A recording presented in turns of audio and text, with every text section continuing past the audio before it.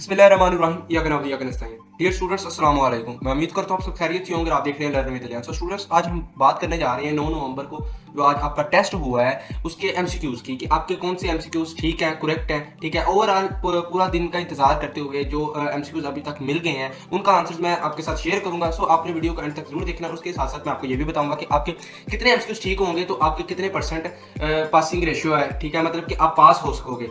अगर 20 एमसीक्यूज ठीक है तो आपकी कितनी परसेंट है आप पास हो जाएंगे, 30 है, 40 है, तो वो भी हम इसके साथ डिस्कशन करेंगे।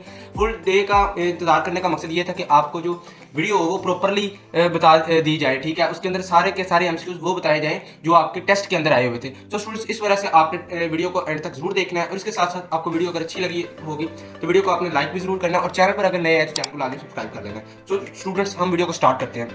तो आपका पहला क्वेश्चन है, doab between river Ravi and Chenab is called Rachna doab. इसका करेक्ट आंसर है, ठीक है। सेकंड एमसीक्यू की बात करें, सिटी फेमस फॉर टेक्सटाइल, ठीक है, तो उसका आंसर फैसलाबाद है। थर्ड एमसीक्यू की बात करें, World War 2 ended in which year? 1945। How many chambers are there in the human heart? Four largest ocean in the world is Pacific Ocean. The flag with Arabic and a sword green in color belongs to which country? Saudi Arabia. A group of elephants is called a herd. ठीक है। Who inaugurated the State Bank of Pakistan? कायदे आज़म Mohammad Ali Jinnah. So students, इसके अलावा अगर आपके mind में कोई MCQs है जो आपको याद है, ठीक है, तो आप मुझे कमेंट सेक्शन में बता दीजिएगा ताकि जो दूसरे स्टूडेंट्स हैं उन्हें भी पता चल सके उनका करेक्ट आंसर क्या है, ठीक है स्टूडेंट्स। तो Torah is the holy book revealed Hazrat Musa alayhi salam, who was the first president of Pakistan? Major General Iskandar Mirza. Indira Gandhi was the prime minister of each country? India. Who calculated the radius of the earth? Al-Biruni. The headquarters of the United Nations is located in New York. Capital of China is Beijing. ये बहुत ज़्यादा most important MCQs था जो आपको test paper के अंदर नजर आया, ठीक है। The first emperor of the Ottoman Empire was Osman. The first capital of Pakistan in 1948 was Karachi, ठीक है। उसके बाद currency of Afghanistan is Afghani. The competition in which people RTM in front of bulls is held in which country? Spain. Zakat nisab for camels is 5 camels. Sultan of Swing is the title of which Pakistani cricket? Wasim Akram. The largest producer of rice in the world is China.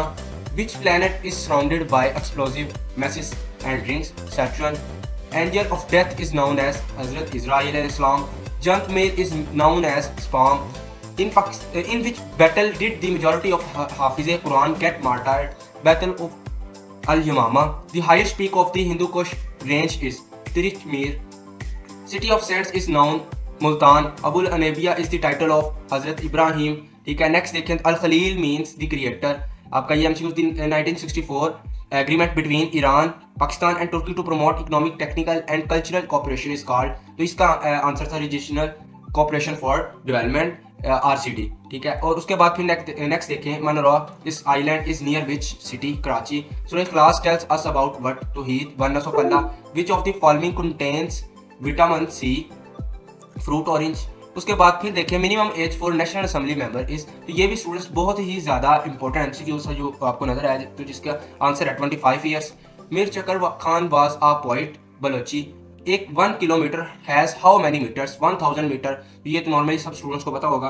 But does नरज़खा means? Time period between death and day of judgment. ये इसका correct answer था। उसके बाद next देखें तो ये एक आपका मैथ का था, find the distance between point and -2, 6 and 0, 3, ठीक है। आपने डिस्टेंस निकाला जिसका आपको फॉर्मूला पता था कि x2 - x1, y2 - y1 और अंडर रूट, ठीक है। तो इसका जो ओवरऑल सोल्व करने से आंसर आया वो अंडर रूट 13 यूनिट्स आया था। तो ये इसका करेक्ट आंसर था, इसके ऊपर अंडर रूट डाला हुआ था, ठीक है।